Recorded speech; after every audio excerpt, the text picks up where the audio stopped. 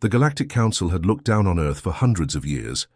In their grand meeting hall with its soaring crystal ceiling and floating platforms, Supreme Councillor Teho stood tall, his blue-tinted skin shimmering under the light of 3 artificial suns. He and the other 16 council members represented the most powerful species in known space. They had mastered travel between stars thousands of years ago, while humans had only recently figured out how to leave their own solar system. "Humans request an audience," announced the council secretary, trying not to smile. This brought snickers from several representatives. Ambassador Kim walked into the massive chamber with his head held high. He was an older man with deep lines on his face and calm, observant eyes. His simple grey uniform looked plain and outdated, compared to the elaborate robes and biotech suits worn by the council members. Behind him followed 5 other humans carrying cases of technology samples and data crystals. "We come seeking admission to the Galactic Council," Kim said, his voice steady despite the dismissive looks from above. "Earth is ready to join the interstellar community." Admiral Jin of the Zalari forces leaned forward on his floating platform. His species had dominated galactic military power for centuries, with skin that naturally hardened into armor and eyes that could see across multiple spectrums. "Let the primitives present their technology," he sneered, not bothering to hide his contempt. The human delegation unpacked their samples. They showed engine parts, communication devices, and weapons systems that made several council members exchange amused glances. What the humans displayed was functional but basic. Technology most advanced species had moved beyond hundreds of years earlier. "This is your best work?" asked Councillor Rai, her tentacles waving slowly in what her species considered barely contained laughter. "Your fastest ships would take decades to cross the distances our vessels manage in days." Ambassador Kim nodded politely. "We're still learning, Councillor. Earth hopes to benefit from the Council's guidance." The presentation continued for 2 hours, with each demonstration earning more barely concealed mockery. The humans showed navigation systems that still relied on physical components rather than thought interfaces. Their weapons fired projectiles rather than energy or gravity distortions. Their medical technology still required physical treatment rather than molecular restructuring. As the delegation finished, Supreme Councillor Teho raised his hand. "The Council will consider Earth's application. You may return to your planet and await our decision." Everyone knew what that meant. Earth would be denied, but politely, as befitted the Council's supposed diplomacy. The humans would be kept at arm's length, allowed limited trade but no real voice in galactic affairs. "Thank you for your time," Ambassador Kim said with a small bow. As he turned to leave, Admiral Jin couldn't resist one final jab. "Perhaps in another 1,000 years your species might develop something worth showing us," he said. Kim paused, but didn't turn around. "Perhaps," he said quietly before leading his team out. What the Council didn't know, what Earth had carefully hidden, was happening at that very moment in a massive underground facility beneath the Pacific Ocean. Commander Park stood in the control center of the most advanced shipyard on Earth, watching through reinforced windows, as thousands of workers swarmed over the massive dark hull of the EDS Reckoning. The battleship stretched nearly 2 kilometers from bow to stern, its surface covered with weapons ports, currently sealed behind smooth armor plating. "Status report," Park said, her voice firm but quiet. Chief Engineer Sung looked up from his console. "Final system checks are proceeding on schedule. Gravity drive is stable. Adaptive shield matrix is responding correctly to all simulated attacks. Weapon systems are at 98% operational capacity." Park nodded, her eyes never leaving the enormous vessel. "And the crew? Training simulations complete. All personnel ready for deployment," replied Captain Hyun from beside her. His face showed the strain of months of intense preparation. 10 years earlier, Earth's first real deep space scout ships had encountered alien civilizations. They had returned with troubling news. While the Galactic Council presented itself as a peaceful federation, Earth scouts had witnessed the subjugation of lesser species and growing threats from the edges of known space that the Council was ignoring. Earth's leaders had made a crucial decision. They would develop along 2 tracks, one public and deliberately underwhelming, and one secret and pushing human innovation to its limits. "The ambassador's team just sent word," said Communications Officer Song, looking up from her station. The council reacted exactly as expected. Complete dismissal. Park almost smiled. "Good. The longer they underestimate us, the better prepared we'll be." She turned to face her command staff. "The scout reports from the edge of Drakari space show increased military movement. They're preparing something big, and the council isn't ready." On a screen behind her, images showed massive alien warships gathering.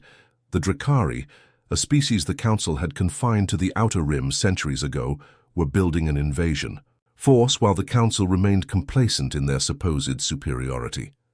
"How long until the reckoning is ready for deployment?" Park asked. Engineer Sung checked his data. 4 days. All systems will be fully operational." Park nodded. "Good, because I don't think we have much longer than that."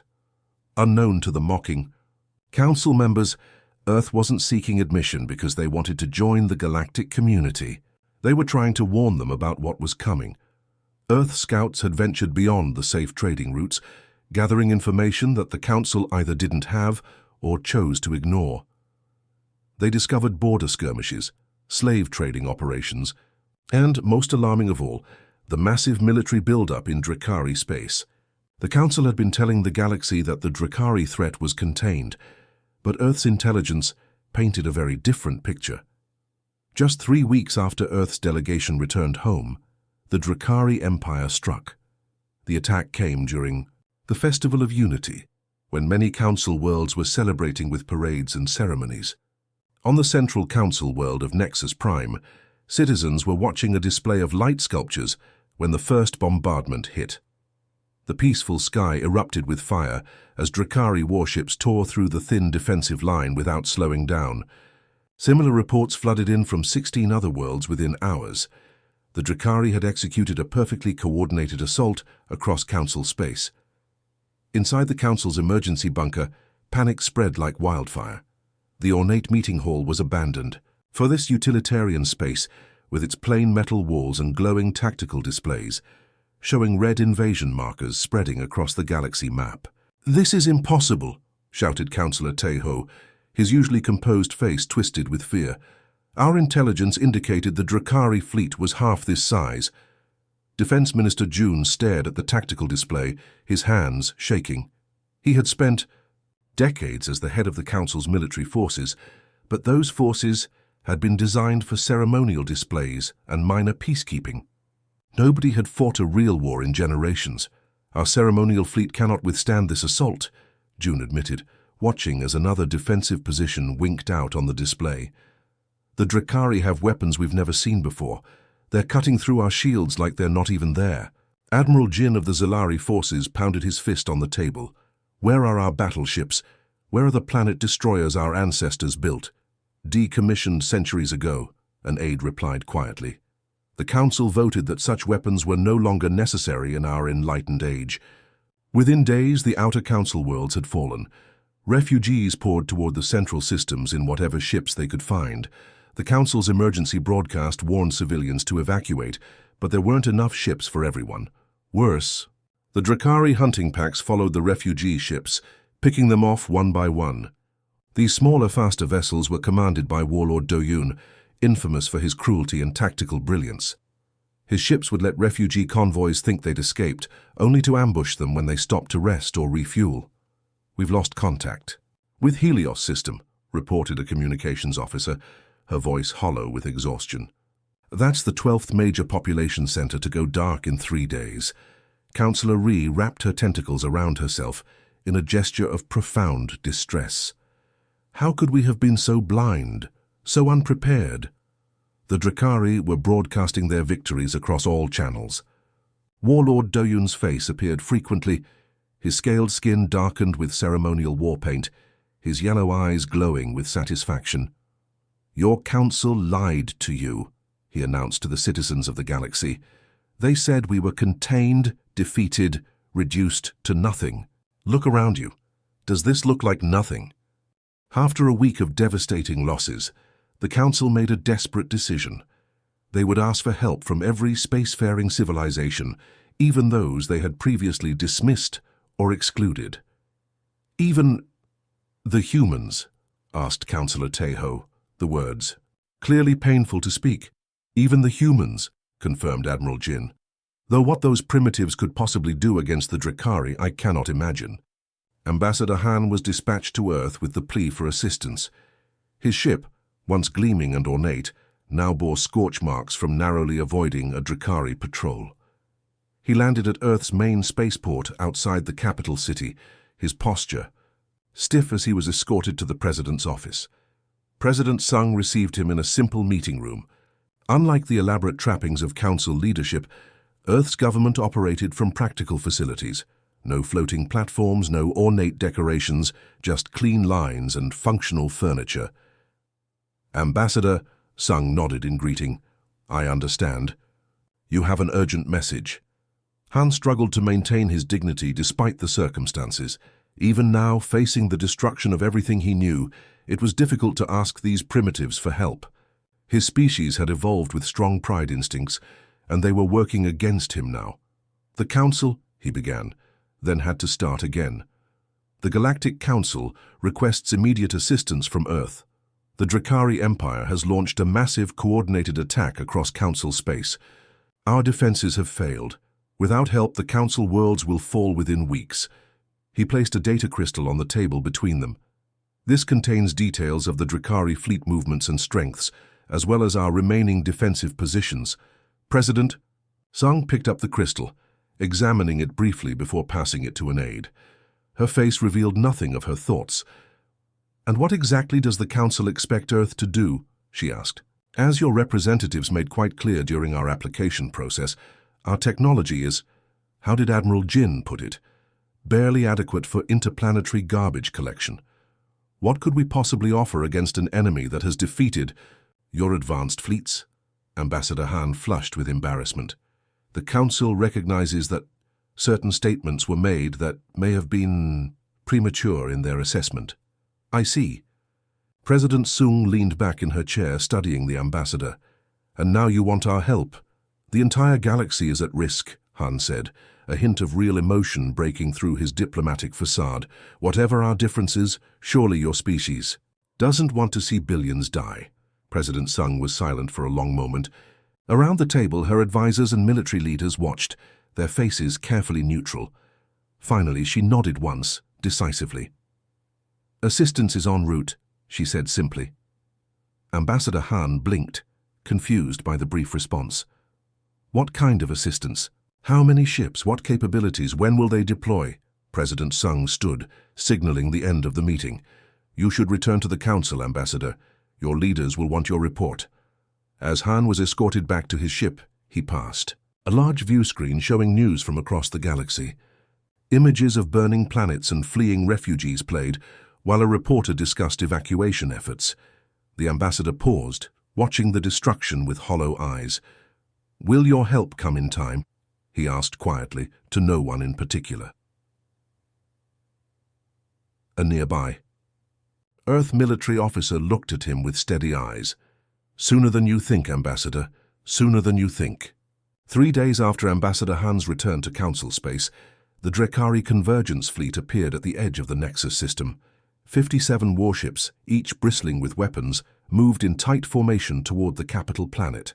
This was the final push, the attack that would end the Galactic Council forever. In the Council's emergency command center, the mood was grim. The last defensive line had been crushed the day before. The evacuation was only half complete, with millions of civilians still planetside. "Where is this Earth assistance?" demanded Admiral Jin, glaring at Ambassador Han. Or was that just a primitive attempt to seem important in their final hours? Han had no answer. Earth had sent no fleet, no weapons, not even a message since his return. Defense Minister Jun approached the central hologram, which showed the Drakari fleet's steady approach. "We should consider surrender terms. Perhaps we can save some lives." "The Drakari don't take prisoners," Councillor Ree reminded them quietly. "You know what they did on Helios Prime." Everyone fell silent, remembering the broadcast footage before. The Helios system went dark. The Drakari didn't just conquer, they consumed. Their ships stripped planets of resources, including the inhabitants. A junior officer suddenly called out from her monitoring station, Unknown ship detected. It just appeared at system edge, coordinates 227 Mark 341. Another Drakari vessel? Asked Supreme Counselor Teho wearily. Negative, sir. Registry codes identify it as Earth origin. The room went completely still before erupting in confusion. One ship, Admiral Jin scoffed. This is their assistance. The tactical display updated to show the new arrival. Gasps spread through the command center. This was no small vessel. The ship was massive, nearly 2 kilometers long, with a dark hull that seemed to absorb light rather than reflect it. It moved with impossible speed for something its size, accelerating toward the Drakari fleet. That can't be Earth technology, muttered Defense Minister June. Their ships were primitive. We saw them. The Earth vessel transmitted no messages, made no demands. It simply adjusted course directly toward the heart of the Drakari formation. On the bridge of the Drakari command ship, Fleet Commander Ho watched the approaching vessel with amused interest. Unlike many of his kind, Ho had studied human history. He found them a fascinating species, aggressive, adaptable, but ultimately insignificant on the galactic scale. A lone, primitive ship? He laughed, displaying rows of sharp teeth. Earth sends one vessel against our armada? This is either bravery or stupidity of the highest order. His second-in-command looked nervous.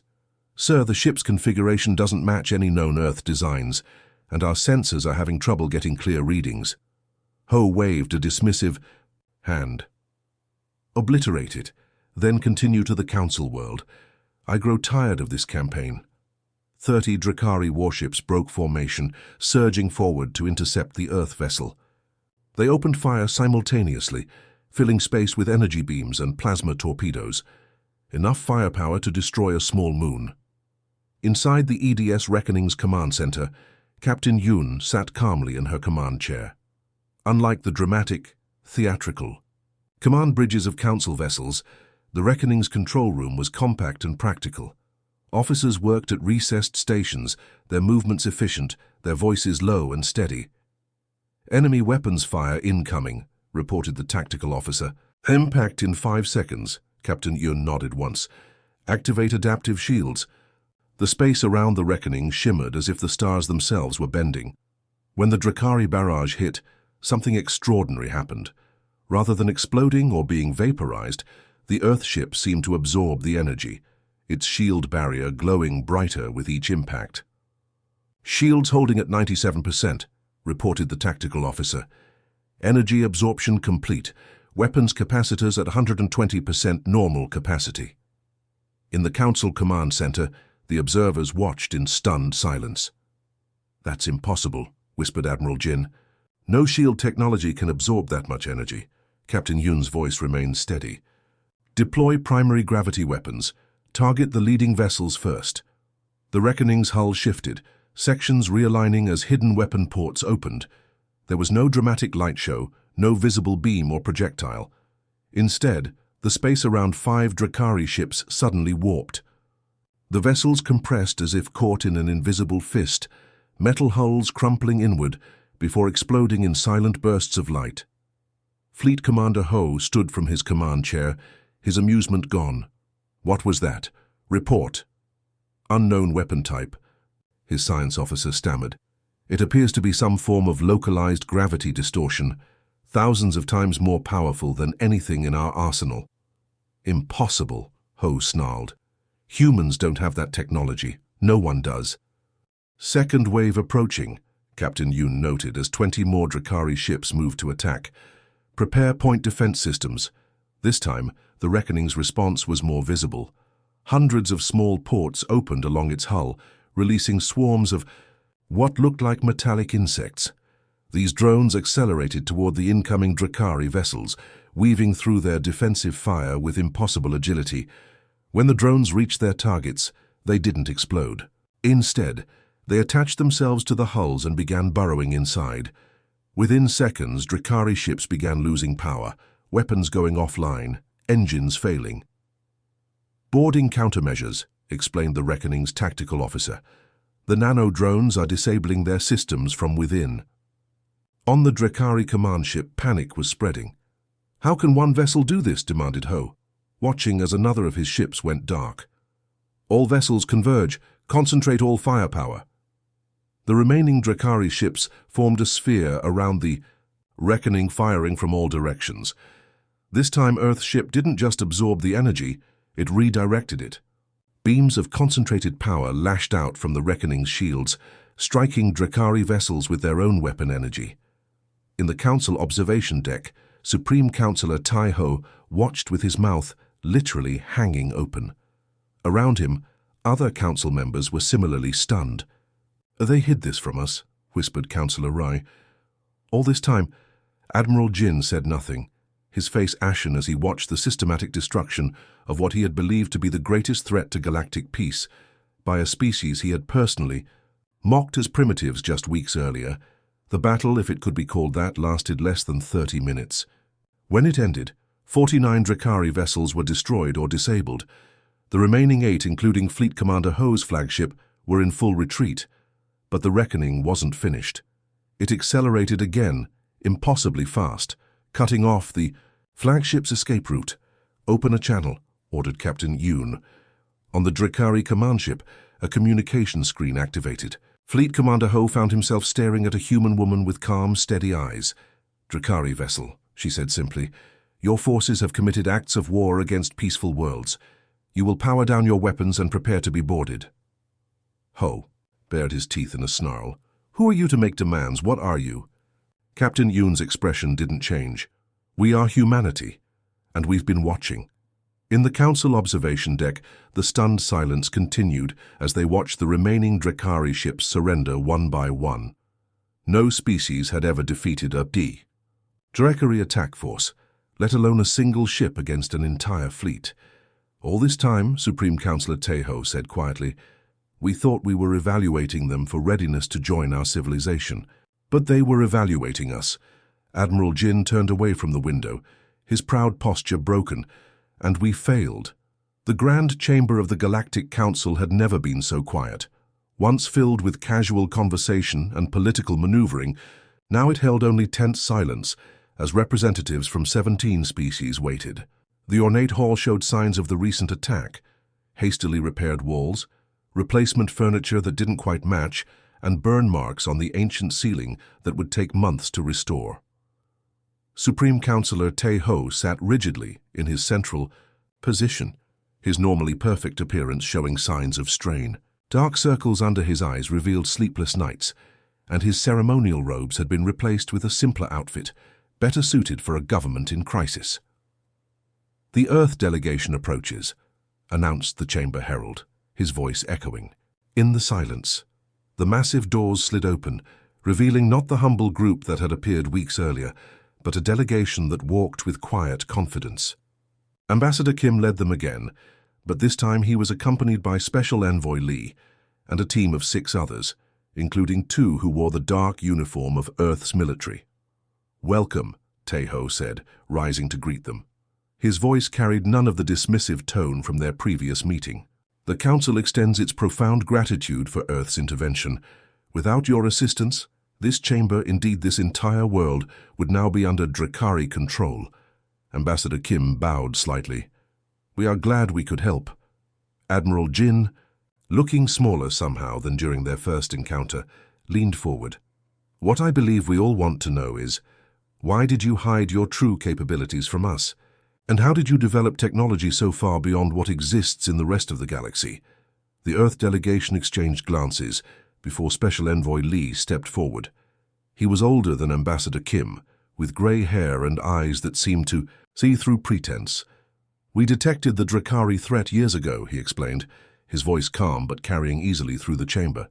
"Our first deep space scouts encountered evidence of their activities in the outer systems. When we approached the Council with this information, we were politely dismissed."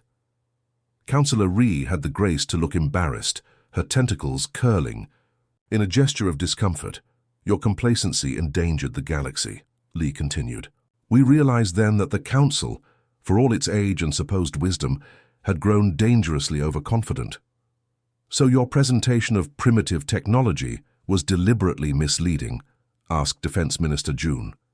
Ambassador Kim nodded. "We needed to understand the true political landscape of the galaxy before revealing our capabilities. What we found was concerning. The Council had become ceremonial rather than functional. Your military forces were designed for parades, not combat, and worst of all, genuine threats were being ignored or downplayed. The chamber erupted in murmurs and protests before Tejo raised his hand for silence. What the ambassador says is painful, but recent events have proven it accurate, he admitted. But this still doesn't explain how your species developed such advanced technology in isolation. The Reckoning's capabilities exceed anything our scientists thought possible. Lee smiled slightly. Necessity and survival are powerful motivators. Counselor, Earth's history is not like the peaceful progression of many Council worlds. We have faced extinction-level threats multiple times, some natural, some of our own making. Each crisis forced us to innovate or perish. One of the military officers, Commander Yu, stepped forward. She activated a small projector that displayed a rotating hologram of the EDS Reckoning. The Reckoning represents the culmination of technologies, developed over centuries of conflict and crisis, she explained. Its adaptive shield matrix evolved from protection systems designed to counter thousands of different weapon types. Its gravity weapons were originally developed for asteroid deflection during the meteor crisis of 2157. The Council members leaned forward, studying the ship's schematics with newfound respect. "And there are more vessels like this?" asked Admiral Jin hesitantly. "The Earth Defense Fleet currently consists of 12 battleships of the Reckoning class," Commander Yu confirmed. "Along with supporting vessels and defense platforms, 3 are currently engaged in operations against Drakari, forces in the outer systems. The rest patrol human space." This revelation sent another wave of whispers through the chamber. One fleet of Drakari ships had nearly brought the Council to its knees. A single Earth vessel had destroyed that fleet. And now they learned that humans had 11 more such ships. Senior diplomat Min of the Zelari, who had been one of the loudest mockers of humanity during their first presentation, finally spoke. "Why are you telling us this now? To humiliate us? To take control of the Council by force?" Ambassador Kim shook his head. "We are telling you this because secrecy is no longer necessary or helpful. The galaxy faces threats that require unity and honest cooperation." Envoy Lee activated another holographic display, this one showing a map of the galaxy, with red markers spreading from the outer rim. "The Drakari you faced were just the vanguard. Our intelligence suggests their main fleet is still mobilizing. And there are other threats beyond them that even we don't fully understand yet." The Council chamber grew deathly quiet as the implications sank in. "So what do you propose?"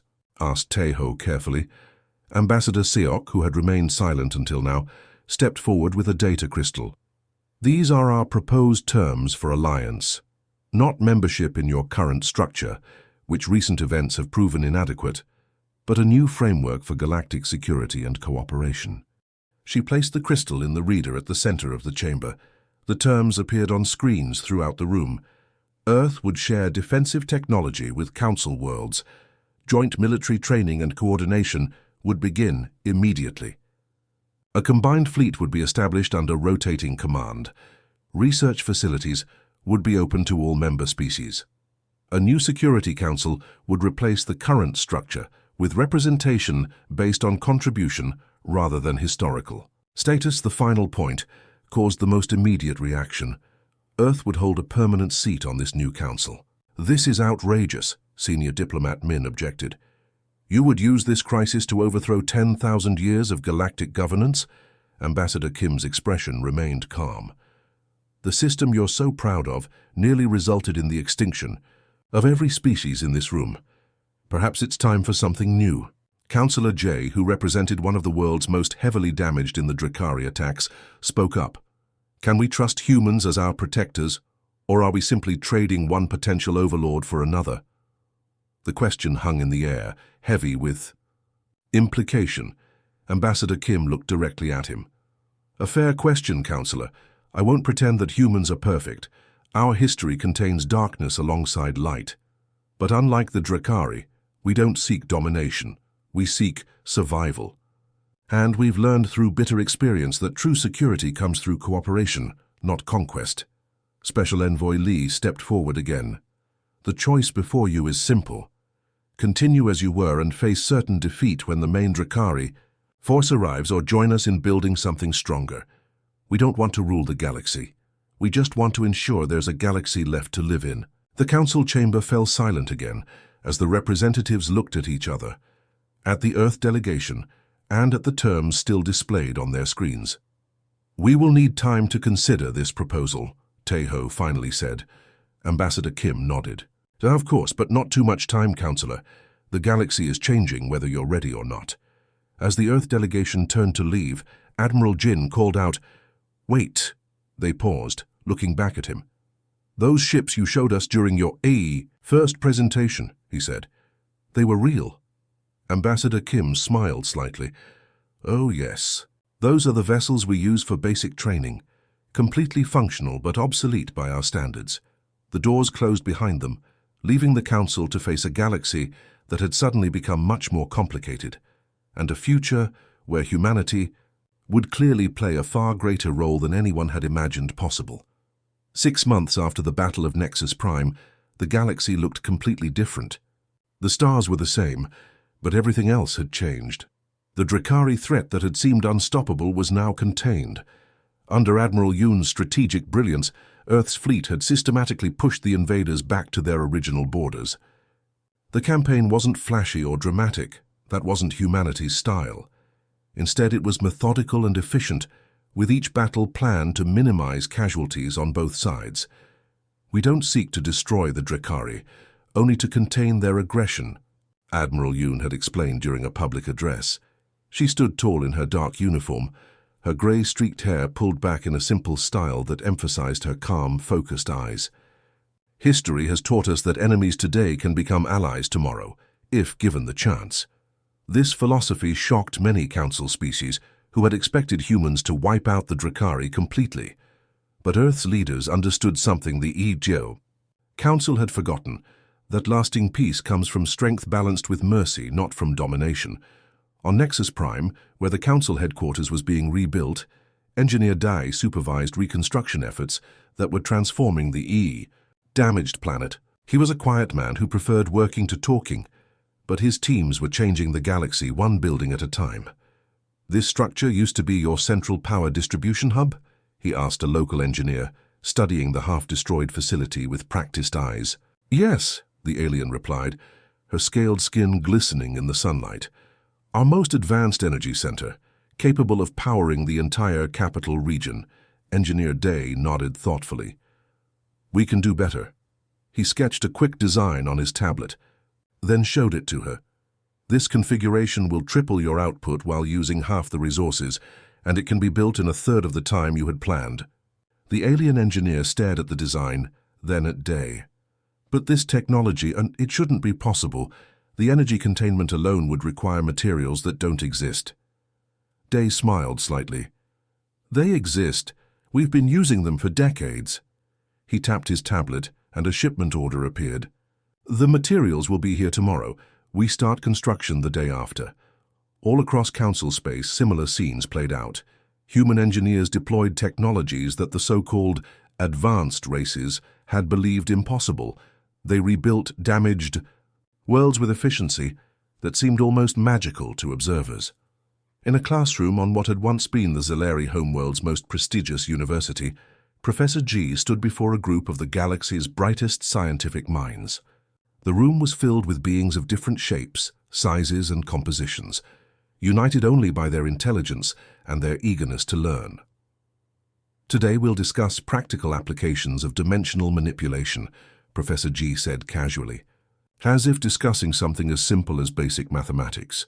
She was older, with lines of experience on her face and hands that moved with precise, practiced motions. "But first, let's look at what you currently use." She picked up a device from her desk, a Zalari quantum communicator, considered the most advanced communication technology in Council space. "This is quite good," she acknowledged, turning it over in her hands. "The principles are sound, but the execution is limited." With quick, confident movements, she disassembled the device, rearranging components and adding small modifications. From her pocket, The Zalari scientists watched in stunned silence as she reassembled it in less than a minute. "Try it now," she suggested, handing it to the nearest scientist. The Zalari activated the device cautiously. His eyes widened as the holographic display appeared, clearer, larger, and more detailed than before. "This is... How did you..." "Just a few adjustments to the quantum entanglement matrix," Professor G explained with a shrug. "Your approach was correct, but you were thinking in 3 dimensions when the problem requires 5. As word of these kinds of encounters spread, the galaxy's perception of humanity transformed. Species that had once laughed at Earth's primitive technology now scrambled to send their brightest minds to study under human instructors. Universities across Council space competed for human professors, and research facilities begged for human collaborators. The most profound change, however, happened at the political level. The old Council chamber, with its hierarchy and ceremony, was gone. In its place stood the new Galactic Security Council, a streamlined body focused on action rather than tradition. In the center of the circular chamber, Ambassador Kim now sat. As a founding member, equal in status to representatives from species that had once dismissed humans as barely worth acknowledging. When he spoke, everyone listened, not because of fear or intimidation, but because of earned respect. "The Drakari have requested peace talks," he announced during a high-level meeting. "Admiral Yoon believes their request is genuine." Supreme Counselor Tai-ho, who had retained his position through the transition due to his willingness to embrace change, looked thoughtful. "Can we trust them, after everything they've done?" Ambassador Kim smiled slightly. "Trust must be earned, Counselor, but peace must begin somewhere.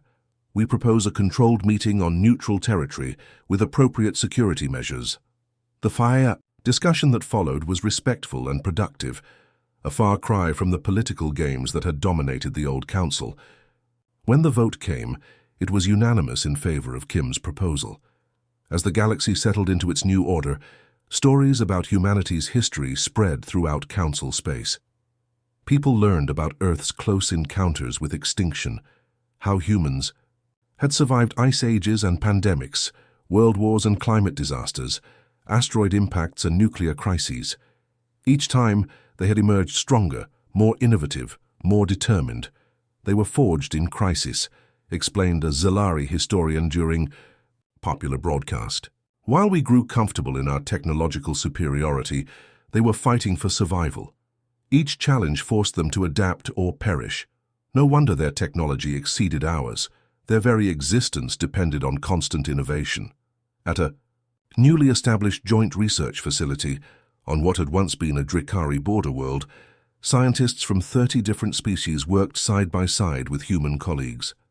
The facility's director, a tall alien with crystalline skin, watched as human researchers collaborated with former enemies on a project to convert Drakari weapons technology into planetary defense systems. "I never thought I'd see this," he admitted, to his human deputy. 6 months ago we were at war. Now we're building something together." The human smiled. "That's what we do best. We build things. Sometimes we have to fight to protect what we've built, but the building is what matters." As the first year of the new galactic order drew to a close, celebrations were held across council space. Not the formal ritualistic ceremonies of the past, but genuine expressions of hope for the future. On the observation deck of the rebuilt council headquarters, Ambassador Kim stood with Supreme Counselor Tai-ho, watching ships from dozens of worlds, moving through the busy space lanes below. "Did you plan all of this?" Tai-ho asked quietly. "From the beginning?" Kim considered the question. "We hoped for cooperation. We prepared for conflict. The galaxy got something in between. And now? Now we build something better," Kim said simply. Together. Below them, an Earth vessel moved alongside a Drakari transport ship. 6 months earlier, they would have been trying to destroy each other. Now they exchanged communication signals and continued on their separate paths, different but no longer enemies. The galaxy had learned a powerful lesson. Never judge a species by appearances alone. Sometimes the most unassuming worlds produce the most extraordinary civilizations, and sometimes The species you dismiss today might be the one that saves you tomorrow.